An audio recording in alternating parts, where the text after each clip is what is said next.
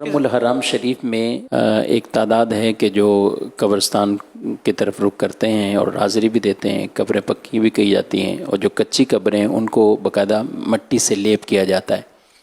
تو اس حوالے سے بھی اگر کوئی رہنمائی فرما دیں کیا کیا احتیاطیں ہونی چاہیے؟ ہاں، یہ قبرستان میں برابر ہی ہے. قبروں کو اثر نو اس کو لپائی کرتے ہیں اور چونے لگاتے ہیں. خالی چونا لگاتے ہیں، کلر بھی لگاتے ہوں گے، مٹی لپائی زیادہ کرتے ہیں. نہیں، جو پتھروں کی بنی ہوتی ہے نا وہ چوکور، تو شاید اس پہ ہی چونا لگاتے ہوں گے. اور ماربل پر پتہ نہیں، شاید دھلائی کرتے ہوں گے اس کی، کچھ تو کرتے ہوں گے.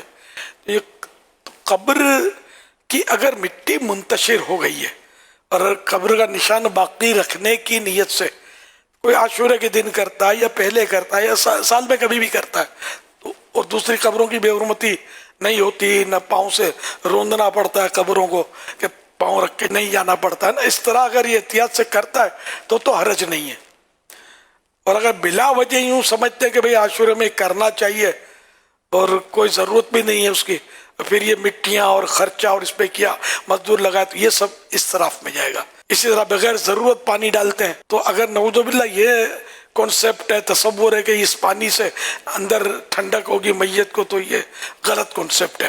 اور بلا ضرورت یہ ڈال رہے تو یہ ناجائز، ویسے ناجائز ہے بلا ضرورت ڈالنا. ہاں، مٹی منتشر نہ ہو، پھیلے نہیں، جم جائے پانی سے، اس مقصد کے لیے ڈالا تو جائز. اور تدفین کے بعد، میت کو دفن کرنے کے بعد پانی ڈالنا یہ سنت ہے. تو یہاں بھی مٹی جمانا ہی مقصود سمجھ میں آ رہا ہے کہ مٹی ابھی نئی ڈالی ہے نا تو جم جائے، قبر بن جائے. تو یہ کام جو ہے نا ان ضرورتوں کے تحت تو ہو سکتے ہیں، خواہ پیسہ ضائع کرنا یہ جائز نہیں ہے. قبر کچی ہے، اب اسے پکی کرنا چاہتے ہیں، کیا حکم ہے اوپر سے؟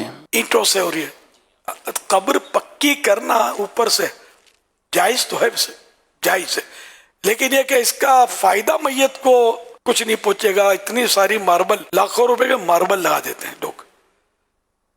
پیسے والے لوگ ہوتے ہیں تو والد فوت ہو گئے، والدہ فوت ہو گئی تو محبت بہت ہے تو اب اس پہ ماربل چڑھا دیا. ارے اللہ کے نیک بندے، اگر آپ والدہ سے محبت ہے نا تو یہ رقم جو آپ نے ماربل پہ لگائی ہے یہ والدہ کے اصالِ ثواب کے لیے کسی سید زادے کو دے دو، کسی غریب سید زادے کو جس کے پاس مالی طور پر کمزور ہو. یقین مانے یہ اگر ہاتھ اٹھا دے گا نا، ان کے نانا جان آپ کا بیڑا پار کر دیں گے، آپ کی نانی کا بھی بیڑا پار ہو جائے گا. یا کسی اور غریب مسکین کو دے دو، یا چلو اصالِ ثواب کا کھانا ہی پکا کے غریب و امیر ہو سب کو کھلا دو. کھانا کھلانا ثواب ہی تو ہے نا.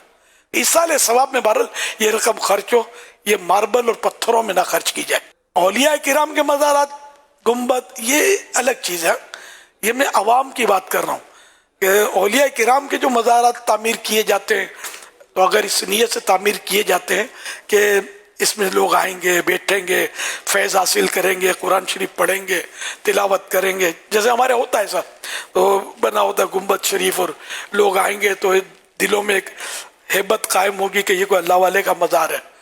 ان اچھی نیتوں کے ساتھ اللہ والوں کے مزارات پر جو گنبد بنائے جاتے اور عمارت بنائی جاتی یہ جائز ہے. لیکن عوام الناس کے لیے جو بالکل یعنی کہ اب کبھی جمعہ بھی نہیں پڑتا تھا یار، اس کا مزار بنا کے رکھ دیا آپ نے اور گنبد بنا دیا. گنبد بھی دیکھے جاتے ہیں، بنا دیتے ہیں چھوٹے چھوٹے گنبد قبرستان میں، یہ عوام کے ہوتے ہیں. اور وہ 4 دیواری، تو اگر 4 دیواری بنانے کا مقصد، چھت بنانے کا مقصد یہ ہے کہ خاندان کے لوگ مثلا آئیں گے، یاسین شریف پڑھیں گے دیوار کے سائے میں، یا اس لیے بتی لگا دی کہ کوئی اندھیرا بھی ہے تو یہ ان صورتوں میں تو عوام کے لیے بھی جائز ہو جائے گی عمارت بنانا. ورنہ پھر یہ کہ اسراف ہے، فضول ہے. تو نیتوں سے بڑے احکام جو ہے نا یہ تبدیل ہوتے ہیں اور احکام مرتب ہوتے ہیں نیتوں پر. انما الاعمال بالنیات، اعمال کا دار و مدار نیتوں پر ہے.